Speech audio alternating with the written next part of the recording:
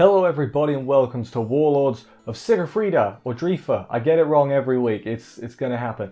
Episode 5 anime review. So after last week's entertainment, we'll go with this week. Next week is the last chance. If it's gonna get serious, it's gonna be next week. Which at this point, I don't even know if I wanted to get serious. It seems like a little too late, but I will be watching anyway. Sorry this review is late.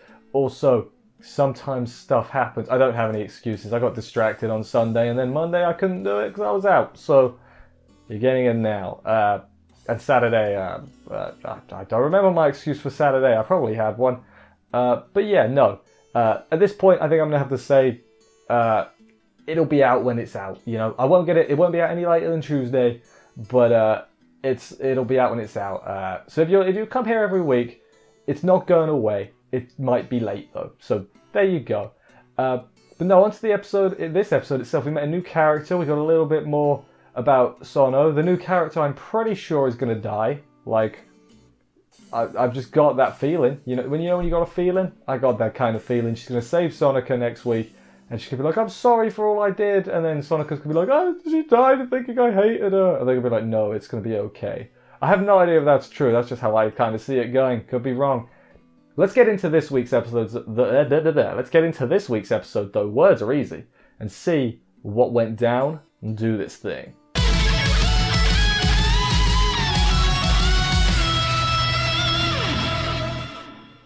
So the new plain girl is Miko's big sister, except not actually. It's just the girl that everyone calls One-chan.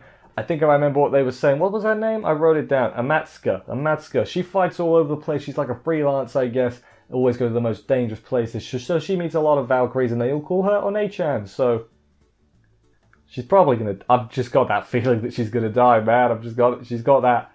You know, she's got a design, but I'm not hopeful. Could be wrong though.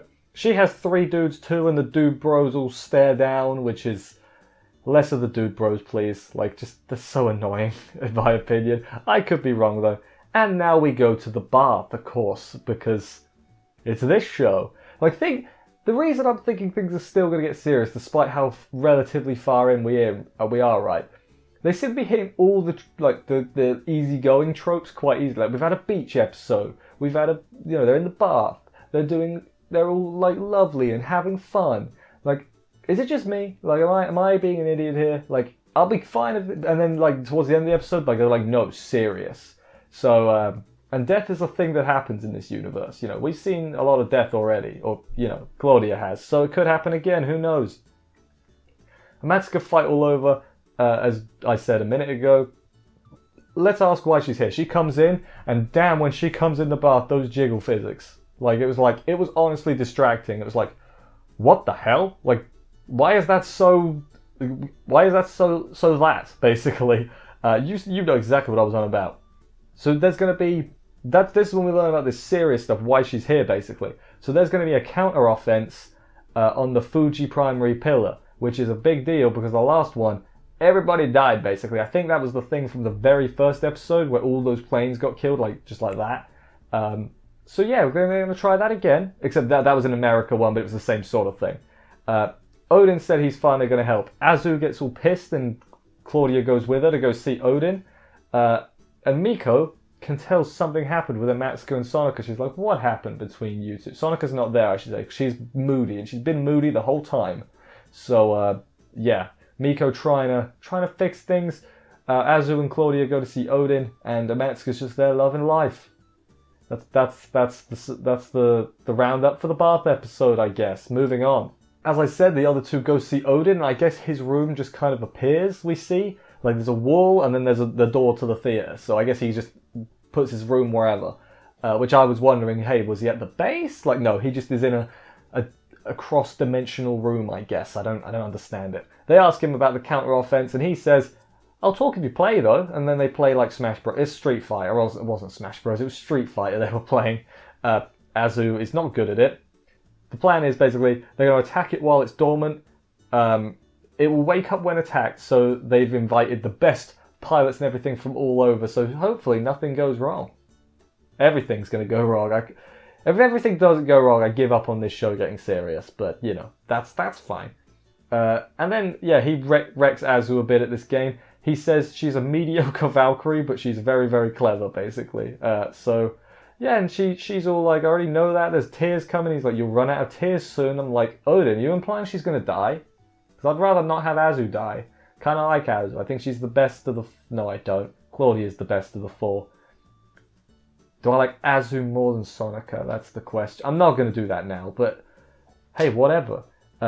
Claudia, the real reason Claudia was moved to this base was for the counter offense in the first place. None of that, you know, Grim Reaper crap. There's a legitimate reason they're going to send her into the great death battle against the big old pillar. He says, go with Asgard's blessing and everything. And Azu's all sad later after they leave, and Claudia says, like, we're a team, so your flaws are fine, because we cover each other and all that. She gives her a tsundere hug because she's a tsundere, is old Azu. And then we go to the captain. He has like a photo frame. This was interesting, and he like puts it face down, and we couldn't see what was on the photo frame. I was like, oh god, is that a sign that something bad's gonna happen or has happened? It's more has happened. We get to it in just a little bit. But the important thing is Azu and Claudia are aware of this plan now, thanks to Odin. And Odin I really don't trust him, you know? I don't know if I should trust him. He's not trustworthy. I don't know if he's just like...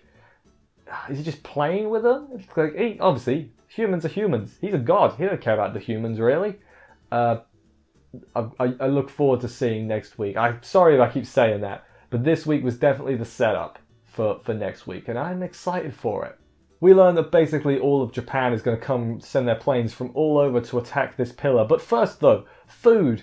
Claudia orders this black cod, which is just this massive fish. It looks really burnt as well. It didn't look very well cooked, if I'm being honest. It looked really overcooked. And I like my stuff like burnt, so like well done, we'll say. Sono is being, I was going to say passive aggressive toward Amatsuka, but she's just being aggressive. There's no passive about it. Claudia digs into the food while this is going on as well. Something defo off with Sonoka and Amatsuka, because as I said, everything Amatsuka says, Sonoka just has a retort. Like, she's been a little bit bitchy, but like, I feel like something definitely happened to warrant it. Like, I don't feel like it's unwarranted bitchiness. Like, there's probably a reason that Amatsuka and Sonoka, you know, are around, and everyone else in that picture doesn't really seem to be. There's the picture, by the way. I mean, you saw the episode. I don't need to keep it a secret. Yeah, the fact that Odin's in so for this plan is the worrying thing. Like, this plan is pretty crazy regardless, but the fact that Odin is so willing to help out, like, he's making it way more suspicious than it needs to be. Claudia wants to believe in this plan, because if we don't believe, we're all going to die, basically, and that's a good point. Miko gives this big speech about facing your problems head on and everything, and as an example, Claudia has finished the black cod fish, which nobody can eat because there's so much of it, but because Claudia is a goddamn glutton, she managed to do it. Amatsuka says she's pretty much middle-aged compared, because she's like, Valkyries die young, so the fact that I've made it to like 25 or whatever I am makes me an old woman, basically, which makes Sonoka really pissed off, so she storms out, which is a bit of a concern. I mean, now I'm thinking about it, the fact that she was so casually talking about, you know, Valkyries dying makes me think that the Valkyries in the old squad probably died, and Sonoka's not okay with that because they were all a squad together, and, you know, it's almost like she's mocking their deaths in a way. Not what I'm thinking, maybe what Sonoka feels about it, though. That could be it. So it turns out Miko was trying to patch things up between them, didn't go too well, as we see. Sonoka goes to the captain's office to look at the photo, and then just lays in his sofa, and I was like, damn, what kind of relationship do they have? And then he was like, you're 14. I'm like, okay then, maybe not that then. No. It turns out on the photo, the captain was there too. So the captain was, I guess, responsible. He was aware. Yeah, they were probably at that base, those Valkyries, because I don't think we learned how Sonoka came there. So maybe Sonoka was always there, and then Amatsuka left when everyone else died, maybe? That's kind of what I'm thinking. So he's known Sonoka the whole time, unless I'm forgetting when she came. I can't actually remember.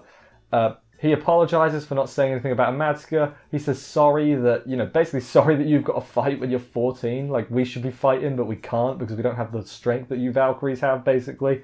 And she says she won't stop by his room after they have their talk. She's like, I'll stop coming by here. And he says, you say that every time. Like, after the 10th time someone says something, you just gotta be like, yeah, okay, whatever, man. I don't believe you, but just whatevs.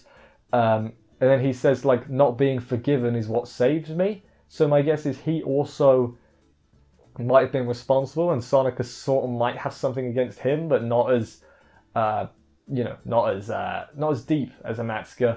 And and that's what kept him going, basically. Maybe he was so distraught, but like her hatred towards him stopped him from, doing something bad. And he kept him going and helped him reform, maybe. Or I completely misread the situation. But hey, it's a nice thought. It's a nice thought. We get to the pillar going dormant, and there's a countdown and everything. Claudia making sure Sonoka is okay and everything. Amatsuka's watching this, is like, damn, she trusts people again, is the sort of I got from it. But then Claudia was going to say, not Claudia, Sonoka was going to say something to Claudia. Words are hard. But then they get cut off by the 20 seconds remaining, basically. And I'm like, oh no, she was going to say something and she hasn't said it yet. That means she's going to die. That's absolutely what that means. It then does go dormant, as Odin said. I can't be the only one that was worried that it was going to like explode all of Japan or something. Because, boy, he's untrustworthy. Boy, is he very, very untrustworthy. And then Odin says, as the battle's about to begin, he's like, this is the decisive battle. Ragnarok is coming, or something. And I'm just sitting there like, dude, we're on episode 5. This can't be the decisive battle, you know? Like, that's another thing that makes me think stuff's really going to hit the fan. Because they've said it's the decisive battle. And, I mean, it's really early. Like, if this is the decisive battle, what the hell are we going to spend the next, 5, 6 episodes doing after the battle, Unless we're going to have 6 episodes of a battle, but I don't think that's going to happen, quite frankly. So, yeah, definitely think something's going to go wrong. Amatsuka, I think, is either Amatsuka or Sonoka, I think, is going to die. Like, I'm going to be completely honest with you. Like, I'll be disappointed if they both survive. like, if they both survive, then they're never going to kill a main character. Because this is when they're going to do it, if they're going to do it. So, there's that. That's my prediction for next week, is one of them is going to die. I'm thinking more Amatsuka than Sonoka. But it's not outside the realm of possibility. At least this is kind of an exciting thing about anime original shows, is we don't know if people are going to die. We can make the prediction, but there's no like manga readers to be like, hey, actually, no, that's not what's going to happen. Or even worse, hey, did you know this person died? Stupid manga readers. What was I saying? I've completely forgotten. Sonoka or Amatsuka, I think, are going to die. That's what I was saying. Imagine if it's like Azu. I'll be gutted if it's Azu, if I'm being honest. I'll be really gutted. Claudia's pretty safe, but I feel like Odin's the final boss, right? I feel like there's something, he's maybe not responsible for this, but in defeating them, I reckon they're helping Odin do something bad, and he hasn't told them yet. That's kind of what I think. But what was my favourite part of this week's episode, though? Let's check it out. I know I talked a lot about like what I want from next week's episode, because I'm actually excited for the first time. I think I'm excited for the next week's episode. Like normally I'm like, oh cool, I'll watch that. But now I'm like, I'm really excited to see what happens. So, what was my favourite part of this week's episode, though? Let's check that out. So my favourite part of this week's episode, I don't know if I'd call it the tension, but just the feeling, the feeling you got inside you, where it's like, something's going to happen. Something bad is going to happen next week. Like, I don't see them all getting out of it unscathed. And from what we've seen so far in this show, I should be 100% sure they're all surviving. And the fact that I'm not is a good feeling, basically, because it's making me more excited. Hopefully it picks up from here. I really want, I'm not going to say I'm disappointed by this show, because I went in with no knowledge, and so therefore no expectations, but I want it to get really good. I want it to get good. It's still, for me at the moment, it's firmly in that fine category. It's not particularly good, it's not especially bad, it's just fine. I want it to be good. I think if they play the cards right, they could proper kick it off in the second half. And yeah, that's just me though. Let me know what you want. Are you like, no, getting serious would suck? When I say serious, I don't want all the characters to suddenly drop dead. That's not what I'm suggesting. But you kill one or two, and then make it a bit darker, and then the fact they've done beach episodes already is a good sign, I think. But hey. Let me know what you think is going to happen in the decisive battle next week. Will they win? Will they lose? Will some secrets be revealed? Will people die? Will everybody live? Who knows? Will the captain turn out to be an alien? Who knows? Thank you, everybody, for watching this review. Again, sorry it was late. As I said, it'll be out when it's out from now on. I try to stick to a schedule normally, but the last couple of weeks I just haven't been able to. So I'm just gonna say for now, it'll be out when it's out. I will see you next week at some point for another episode of this. Take care, and bye, guys.